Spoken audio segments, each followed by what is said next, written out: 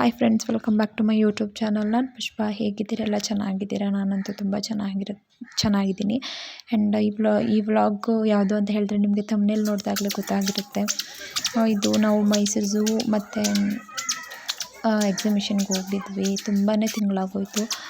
ಈ ವ್ಲಾಗ್ನ ಅಪ್ಲೋಡ್ ಮಾಡೇ ಇರಲಿಲ್ಲ ನಾನು, ಮರ್ತೇ ಬಿಟ್ಟಿದ್ದೆ. ಸೊ ಹಿಂಗೆ ಫೋನ್ ನೋಡ್ತಿರ್ಬೇಕಾದ್ರೆ ಇದನ್ನು ವ್ಲಾಗ್ ಮಾಡೋಕ್ಕನ ಮೆಮೊರಿ ಅಂತ ಹೇಳಿ ವ್ಲಾಗ್ನ ಹಾಕ್ತಿದ್ದೀನಿ.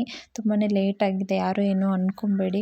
ಸೊ ಅಲ್ಲಿಗೆ ಹೋದಾಗ ಅಂದರೆ ನಮ್ಮ ಪಾಪಗೋಸ್ಕರನೇ ನಾವು ಝೂಗೆ ಕರ್ಕೊಂಡೋಗಿದ್ದು ಮೈಸೂರಲ್ಲಿ.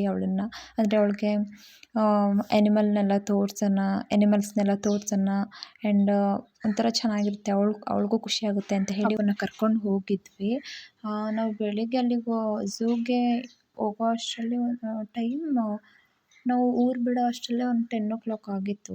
ಅಲ್ಲಿಗೆ ಹೋಗಿ ರೀಚ್ ಆಗೋ ಅಷ್ಟರಲ್ಲಿ 1:30, 2 ಗಂಟೆ ಮೇಲೆ. ಊಟ ಮಾಡಿರಲಿಲ್ಲ ನಾವು, ಹೋಗೋಣ ಅಂತ ಹೇಳಿ.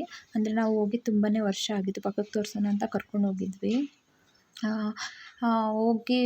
ಹೋದಾಗ ಅಷ್ಟು ಒಳಗಡೆ ಎಲ್ಲ ಫುಲ್ ನೋಡಿ ಫುಲ್ ಸುಸ್ತೇ ಆಗೋಯಿತು. ಅಲ್ಲಿಂದ ಆಚೆ ಬರೋ ಅಷ್ಟರಲ್ಲಿ ಒಂದು 4 o'clock ಆಗೋಯಿತು. ಆ್ಯಂಡ್ ಆಚೆ ಬಂದು ಅಲ್ಲಿ ಊಟ ಮಾಡಿದ್ವಿ.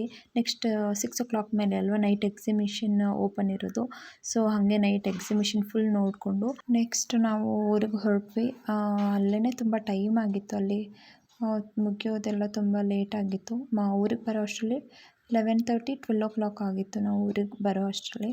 ಸೊ ತುಂಬ ಚೆನ್ನಾಗಿತ್ತು. ಅಂದರೆ ಪಾಪು ನೋಡಿ ತುಂಬ ಖುಷಿಪಟ್ಲು. ಅಲ್ಲಿ ಎನಿಮಲ್ಸ್ ಆ್ಯಂಡ್ ಅಲ್ಲಿ ವೈಟ್ ಟೈಗರ್ ಎಲ್ಲನೂ ನೋಡಿ ತುಂಬ ಖುಷಿಪಟ್ಲು. ಹಾಗೇ ಪ್ಯಾರಟ್ ಎಲ್ಲ ಇತ್ತಲ್ಲ, ಬರ್ಡ್ಸ್ಗಳು ಅಂದರೆ ನಾವು ಜಾಸ್ತಿ ಎಲ್ಲನೂ ಕೂಡ ವೀಡಿಯೋ ಮಾಡ್ಕೊಳಕ್ಕಾಗಲಿಲ್ಲ. ಸ್ವಲ್ಪ ಕ್ಲಿಪ್ಪಿಂಗ್ಸ್ ಇತ್ತು, ಅದನ್ನು ಇಲ್ಲಿಗೆ ಆ್ಯಡ್ ಮಾಡಿದ್ದೀನಿ ಅಷ್ಟೇ. ಸೊ ಫ್ರೆಂಡ್ಸು, ಯಾರೆಲ್ಲ ಹೊಸದಾಗಿ ನನ್ನ ಚಾನಲ್ ನೋಡ್ತಿದ್ರು ಪ್ಲೀಸ್ ಹೋಗಿ ಸಬ್ಸ್ಕ್ರೈಬ್ ಮಾಡಿ, ಸಪೋರ್ಟ್ ಮಾಡಿ.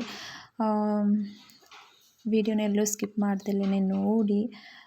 ತುಂಬ ಖುಷಿಪಟ್ಟರು ಪಾಪ ಮಾತ್ರ. ಅಲ್ಲಿ ಅಂದರೆ ಈ ಥರ ಪ್ಲೇಸ್ಗಳಿಗೆ ಮಕ್ಕಳನ್ನ ಕರ್ಕೊಂಡು ಹೋಗ್ಬೇಕು. ಅಂದರೆ ಮನೇಲೇ ಇದ್ದು ಎಲ್ಲ ಬೋರ್ ಆಗಿರುತ್ತೆ ಅಲ್ವಾ, ಆಚೆ ಕಡೆ ಹಿಂಗೆ ಕರ್ಕೊಂಡೋಗಿ ಸುತ್ತಾಡಿಸಿದ್ರೆ ಮಕ್ಳಿಗೂ ಕೂಡ ತುಂಬ ಖುಷಿಯಾಗುತ್ತೆ.